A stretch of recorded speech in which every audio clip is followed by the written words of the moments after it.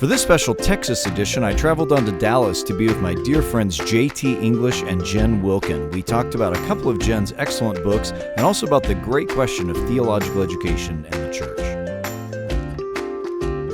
Cars, coffee, theology. Welcome to the Texas edition. This is exciting. With my guest, JT. Welcome back to Texas. Thank you. Yeah, every January for several years now. Yeah. It's been quite nice. So I always like to start with my favorite opening question, and that is, what was your first car? And so both of you guys can answer that. Mine was, it depends. I mean, I guess technically the first one was a 78 Caprice Classic. Nice. It was silver on the outside and red velvet on the inside. Wow. Yeah. How'd you come by that beauty? Well, it was my dad's, and it was the one that every single kid got when they got a driver's license. I understand. Yeah. Where were you in the birth order? I am the third. Okay. Yeah. And it was still going? Did Yeah, you it was wreck still it? Or? going. No, it made it all the way through all five of us. Okay. So, Nice. it was a survivor. Okay. Had an 8-track player. Nice. It was- Yeah. Very good. I had a What about you? 1996 white Jeep Cherokee. Wow. Suffering for the Lord. Right, That's right. good. That was Well, Colorado. yeah, Everybody it has was No, that. Colorado. Right, yeah. That's JT's what kind of you a fancy do. man. Yeah, I know he I is. just figured that Well, out. we're gonna So get back this to is that, gonna so- go- Okay. Veto.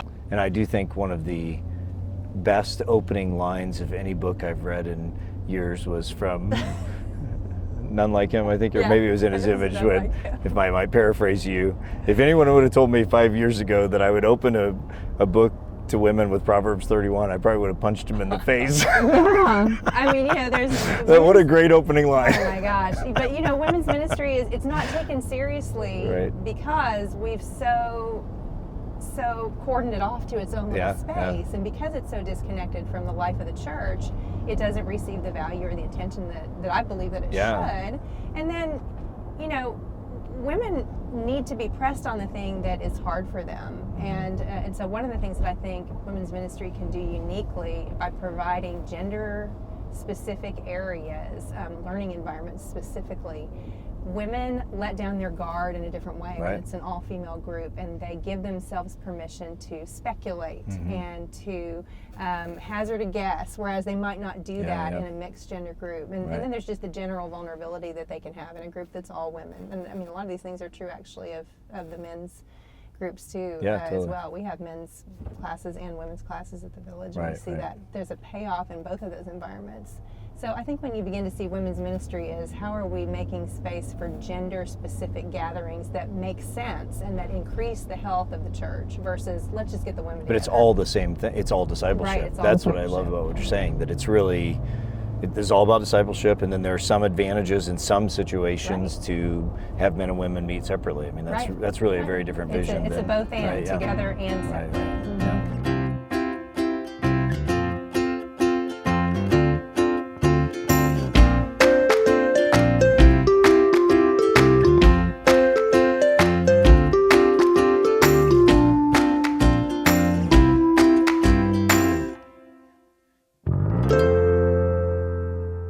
Let's talk about theological education, Yes. and something we all care about and are involved in different elements of it. Maybe just describe a little bit about what you guys are doing here, what your roles are, what your vision is, and then maybe we can talk a little bit about the church seminary thing as well, which you and I have I had would good love to conversations talk about about that, over time. Yeah, so part of this for me kind of goes back to, just part of my story. I came to faith in college, was discipled for a year or two, and then leaving college, I felt the call to ministry. I went to my pastor and said, hey, I really would love to, I didn't have this kind of language, but I said, I want to go into ministry is what I was trying to tell him.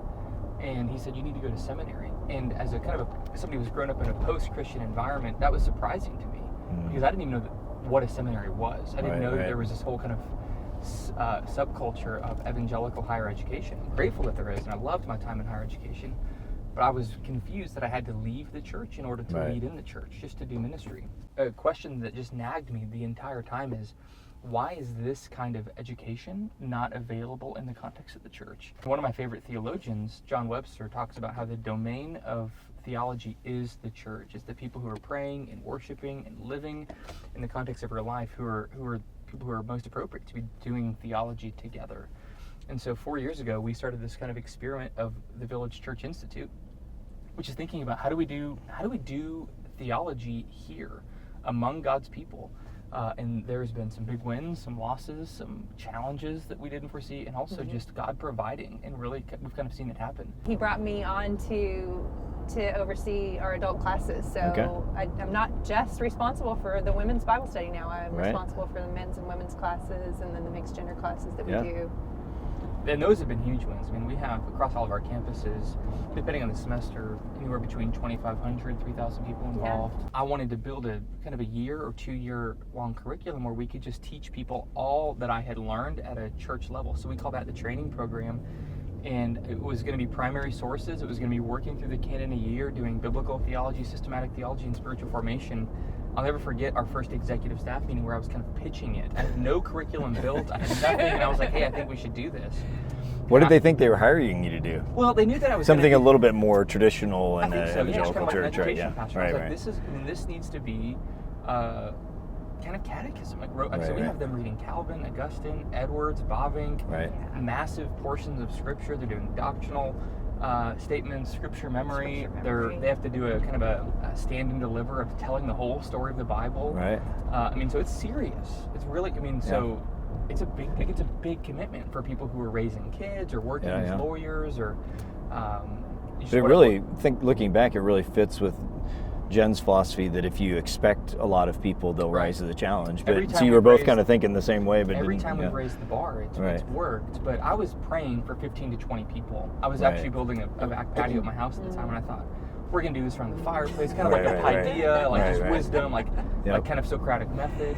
And we had 459 applicants that first year. That is crazy. And I had always believed theology was meant to be done in the church, but it just has happened here.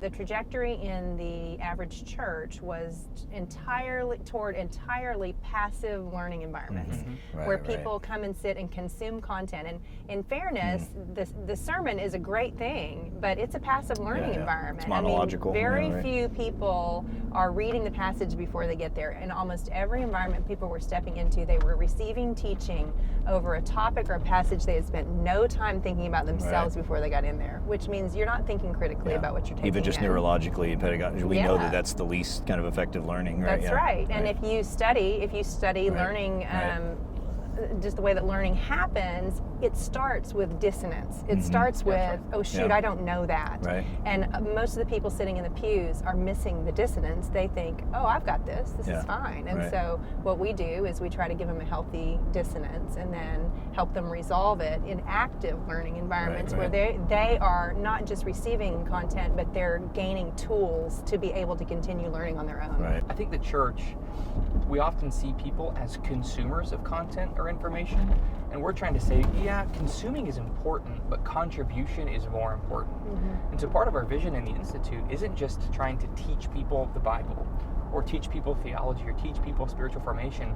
It's that we actually view the people we're teaching as contributors to the conversation, and allowing them to kind of to either, whether it's with us or with others, be teachers themselves. I'm very aware of how much we need the academy. You need places that are dedicated to thinking all the hard things.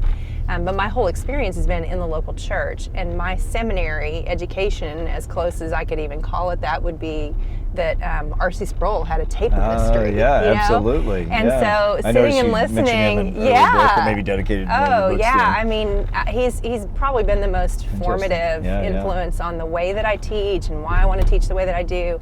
Because what I am aware of in the local church, those red sport coats he had for the Holiness of God video, and those are awesome. But in the local church, people perceive that there's an expert-amateur divide. Right. There's an expert on the platform, and I'm the amateur. And so I just need to submit myself to the teaching of the expert.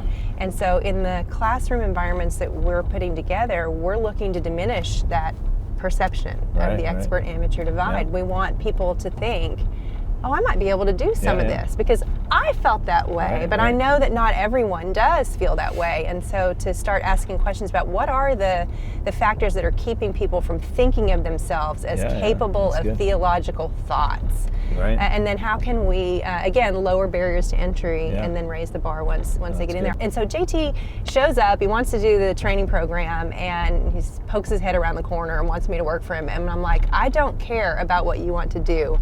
I think it's kind of dumb. Because we're in a giant church. You never know where you stand with me. I'm really, opaque. So I was like, we're in this giant church, and you want to start something for 15 people on your patio? And I'm like, all these people don't know their Bibles. Right. Well, all these people don't know their Bibles. We got to get them somewhere they can learn the Bible.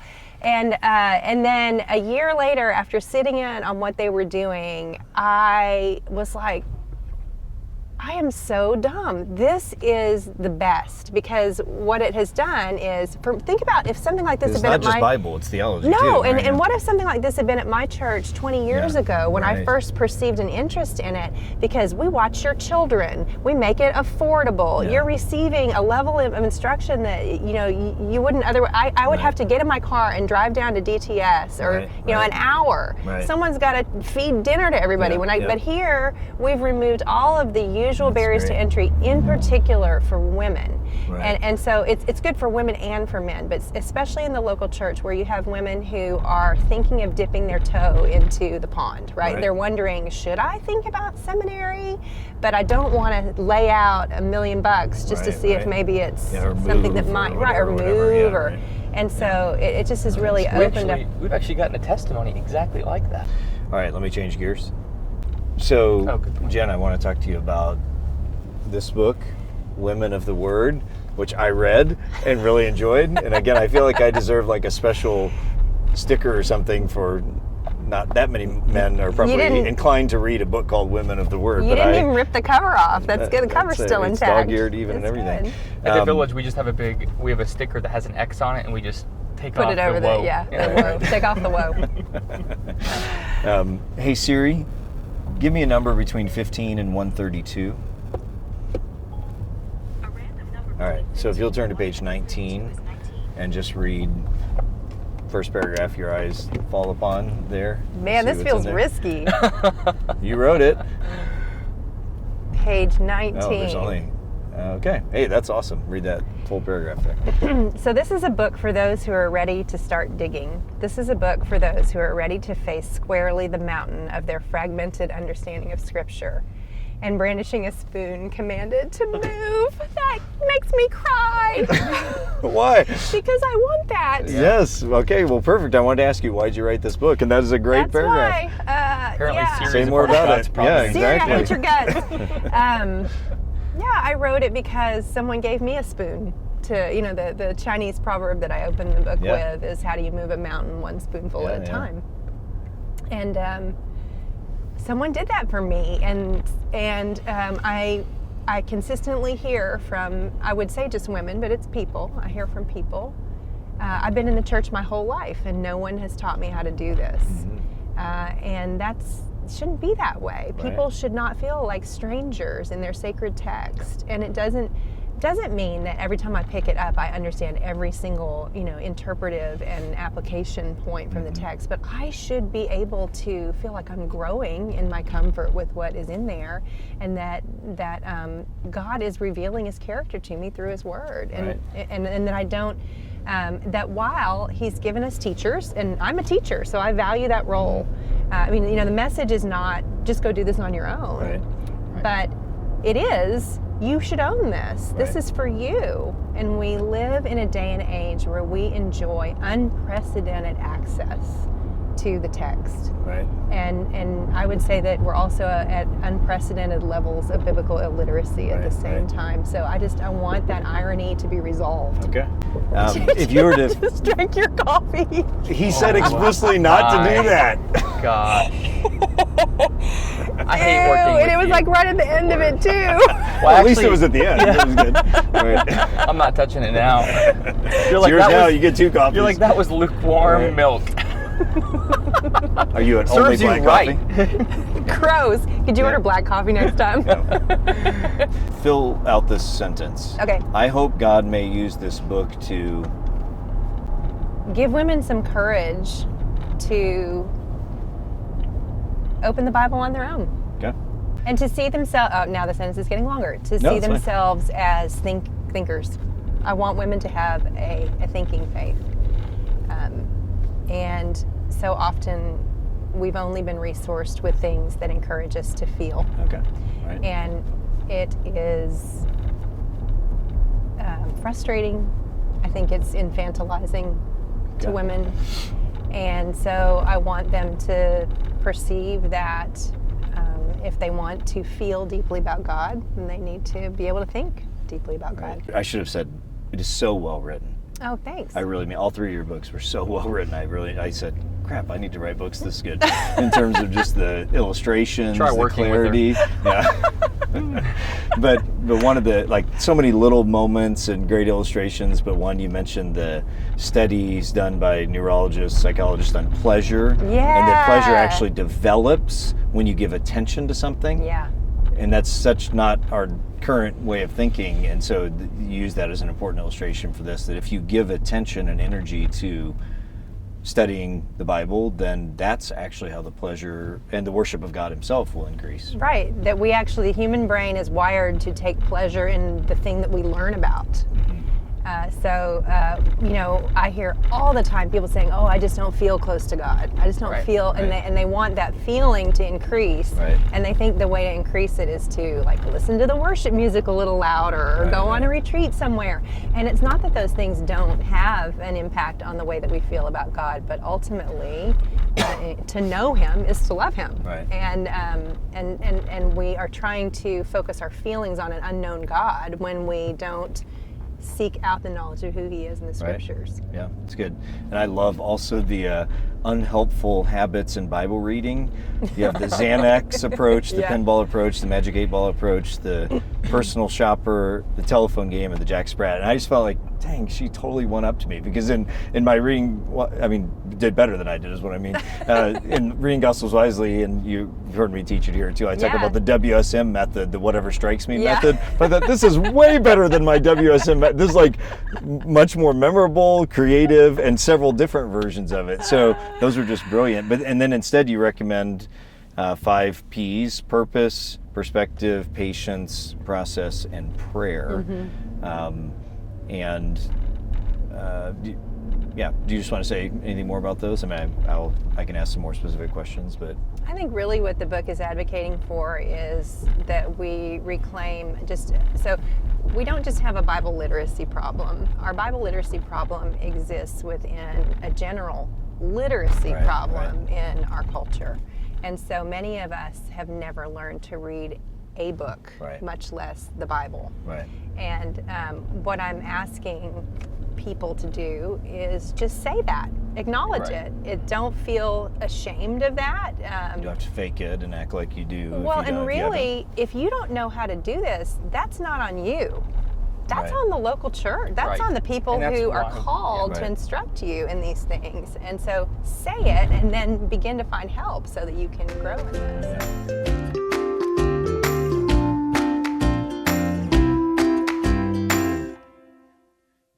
So here's the question. Yeah. So not a but, Okay. but an and. So love it, awesome book. Uh-oh. Love the method set up here. I mean, I love everything you've put there. But I do have to ask, and this is a great question for both of you then. So you give a process and the 5 P's that are excellent, they're beautiful. What's the role of first teachers, which you mentioned something about that in your view here, and then specifically, even more, what's the role of theology and the church? And just to clarify what I mean, and then I want you both to answer. What you've given here is what I would perceive as about the best version of a modern, and that doesn't mean it's necessarily bad, I don't mean that in a boogeyman term, but a very kind of modern way of studying the Bible by empowering and encouraging people, in this case particularly women, but really anyone, to study with some method and some encouragement and some kind of helpful reminders that there's some ways of reading that are better than other ways, all that kind of stuff. But when I put it down, then I couldn't help but ask, but there's not really any theology in here, there aren't any teachers in here, and the church is not in here. I know you care about all those things, but as a book that's saying, here's how to study the Bible, encourage you, how would you answer that? We'll let you go first, and then maybe you want to jump into. Great. You know what I'm asking. Yeah, right? I do know what you're asking, and there is actually a whole chapter in there on teaching. But Yes, but okay, yes, about the role, but that's true, and that was really great and very empowering as well. Yeah. I meant, what's the role of teachers in the method that you're giving? Like you gave some instructions to teachers. So teachers are commentary. Okay. So at the point that you have done your work, your portion of the work, then you absolutely should go to commentary. Do you say that in there? I don't know that part came out. I say wait to look at it until you've done these other things first. Right. So it's an order of operations. Right. Okay. But you're picking up on that is one of the most common disconnects that people get. They run completely the other direction because they hear me saying, "Hey, all you're doing is taking in what someone said about the Bible." And so then they think, oh, okay, so I should just do this all on my own. Like the inductive style, part of my thing is the inductive. It just becomes you. It can promote an individualism with my English dictionary, unhealthy. and there we go. I got it. Yeah, and actually, I do talk about it. It goes by pretty quickly in the book, but about how this is meant to be done with others, and that.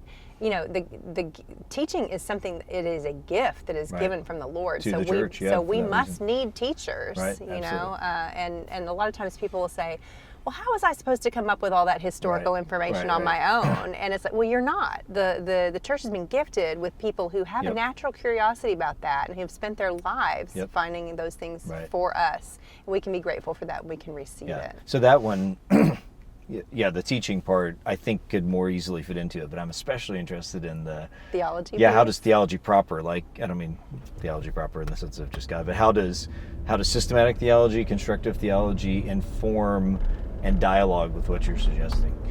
Well, obviously, I'm trying to reach the average attendee in the church, the person who's sitting in the pews, for whom the idea of systematic theology feels terrifying. Yeah, definitely. And so my assumption in writing this book is that if this person goes to their pastor and asks for a couple of decent commentary recommendations to go along with what they're studying, that's going to introduce them to theological concepts. Right. But ideally, someone does get an overview of what systematic theology is, does read something that deals with biblical theology themes. Right. And particularly, I think I mentioned meta-narrative in there. Well, but not biblical theology.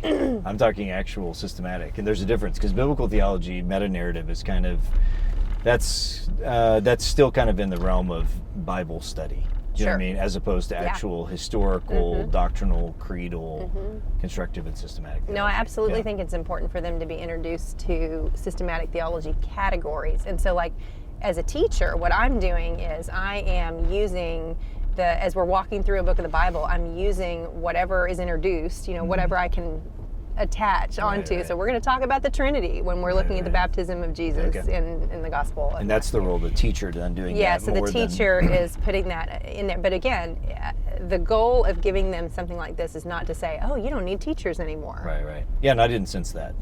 As a teacher, I would be out of a job. Right. Me too. And I love teaching, so I'd like them to keep coming. Yeah. Good. JT, you want to throw anything in there? I think so. So where Jen and I maybe, I think our methods are so in line on so many areas, but I think where we bleed is maybe a little bit different. Her big emphasis is Bible literacy. Right. My big emphasis is theological literacy. Right, So I'm regularly asking her the question that you're asking. It's actually been great to it's sort of perfect. challenge each other on absolutely, things. Right. Yep. When I feel it, and I'm metaphorically and literally sitting right between you, and this is, I'm a New Testament You just scholar. tag teamed with JT. You just like, Well, but I mean, I'm a New Testament scholar. Pull My over, world I'm getting is out. my world is literary and historical study. Yeah. But my own journey has been recognizing that you really can't do that. Not only should you not do it, but you actually cannot and are never doing it apart from a theological construct. That's right. Right. And so a lot of times people think once they get into Bible study that somehow it's If I could just lose all my presuppositions. that's my concern. Not that your book caused that concern. It just that's an ongoing question in my mind. No, it's fair. It's fair critique. I mean, that is the thing that the wrong conclusions people tend to draw is I can now just go in. It's just me and my Bible. Right. and that anything that anyone says about the Bible is immediately suspect. Right. Especially big theology. Yeah, instead of, oh, no, the Lord has actually gifted people to bring these Yeah, and just to be clear, I didn't think that you stepped on those minds. It just evoked that bigger question that I'm always asking myself totally about. fair. Well, that's one of the most important conversations going on, I think, in evangelicalism right now, is this overall theological method. Yep. And so I would say if biblical illiteracy is one of the greatest challenges that we're facing right now, and being a pastor in a local church, I would say discipleship is at crisis level, threat level midnight right now. Even in a church like ours, which is rich and healthy and has one of the best preachers of a generation, we are struggling with it still too. Yep. And so, as a theologian, I want to say that one of the ways to solve Bible illiteracy is by coming at it from the lens and perspective of theological literacy. Mm-hmm. And so giving people kind of a catechetical or a theological lens to become better readers of their Bible, I would say is one of the solutions or part of the solution. Well, and I guess truth be told, these are really theology books. That's right. I mean, so what am I saying? I repent. Yeah. Right, yes, I wasn't saying anything. But actually, as I think about it more, these aren't Bible studies, as you might think. These are really dealing with approaching communicable and incommunicable. Yeah, exactly. Well, I would not categorize those as Bible studies, because I want a pure definition of Bible study, because that's a big part of the confusion that people have too, is if everything is a Bible study, then it's no wonder that people don't know the Bible 20 years down the road when they've done nothing but topical studies. And I think that's my hesitation when JT and I push on this all the time between each other, that systematic theology is topical study. And so that doesn't mean that it doesn't mean it's bad. But when people are existing on a steady diet of only topical studies, then the thing that I want to hit them with first is, hey, what if you thought about studying the Bible differently? Yeah. And then by the time they hit systematic theology, they're not thinking about topical study of the Bible the way that they were before. Right. They're looking for the theology to emerge from the text, rather than attaching the text to the pieces of theology that they're learning. One of the ways I would say, I think you would say this, Jen, but correct me if I'm wrong, but that has made our kind of partnership in doing education in the church, I would say, relatively successful, is because of our different emphasis. Yeah, that's what I'm struck by. It's just you guys are a perfect combination, both formal education, not formal theological education, it's Bible study, theology. I'm sorry, I cut you off. Go ahead. That's exactly what I'm trying to say, is that just people will spend sometimes 7, 8, 9, 10 years in Gen Studies and then come do the training program. They're like, oh, here's some... It all comes together. And then I will send them back. So last thing I always do, I'll let you choose, Jen. Just choose one of these envelopes. I don't know. That last thing made me cry. I don't know. No, this is not a quote from you or anything. You only cry when you quote yourself. No, and when you read the Bible. This is a random question that we all in turn give a short answer to. Okay. We're all long-winded people, so we got to give short answers to this. I have no idea what this is going to be. 3 must-haves for a road trip. That's a good one. Oh, man. Whoever wants to go first. Coffee, gum, Cheetos. I was going to say Cheetos. What a great answer. I would say coffee, a good podcast to listen to, and a good friend. Okay. Okay. Yeah, she chose Cheetos. But also just Cheetos. for the record. Right. Who brings Cheetos? For me, it would be audiobook. I listen to mostly tons of fiction on audio constantly. Audiobook, coffee, and probably some cheese. A friend who brings cheese, I mean. Yes, that's right. I eat mostly protein. I eat a lot of cheese. And, coffee and cheese. Well, not in the same bite. Well, I said coffee and Cheetos. Right, yeah, come on. Yeah, a little bit snooty.